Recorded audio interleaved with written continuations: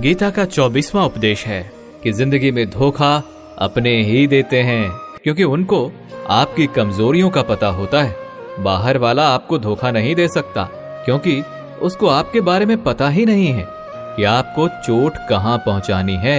लेकिन जो आपका अपना है, आपका खास है, उसे बहुत गहराइयों से पता होता है कि इसकी कमजोरी क्या है।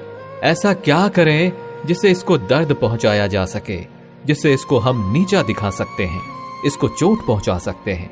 ये कलयुग है, इसमें बाहर वालों से नहीं, जो हमारे अपने हैं ना, उनसे ही सावधान रहना होता है।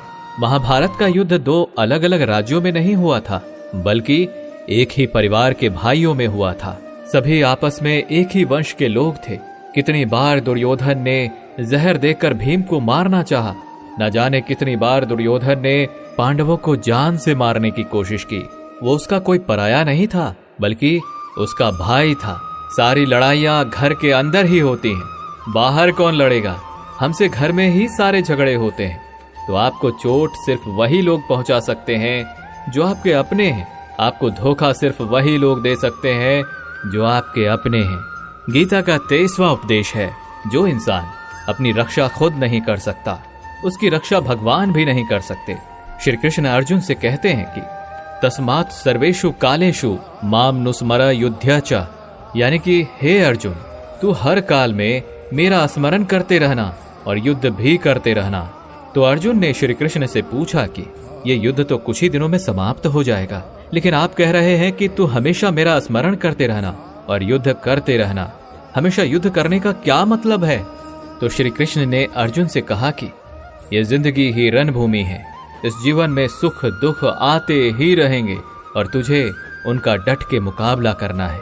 श्री कृष्ण ने ये नहीं कहा कि तू चुप करके बैठ जाना और मैं लड़ाई करूंगा। बहुत गहराई है गीता के ज्ञान में। हमारे जीवन की डोर भी संभाल के ईश्वर बैठे हुए हैं, लेकिन युद्ध हमें ही करना है। ईश्वर को याद करना है कि हे ईश्वर, मुझे शक्ति देना, मुझे समझ देना, मुझे बुद्धि देना, ताकि मैं अपनी जिंदगी की सारी लड़ाइयां जीत सकूं, मैं जिंदगी में सही मार्ग पर चल सकूं। लेकिन आपको अपनी लड़ाई भी खुद ही लड़नी पड़ती है।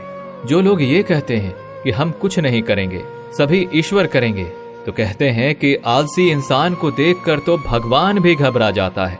ये कुछ नहीं करेगा। भगवान ने बुद्धि दी है, समझ दी है।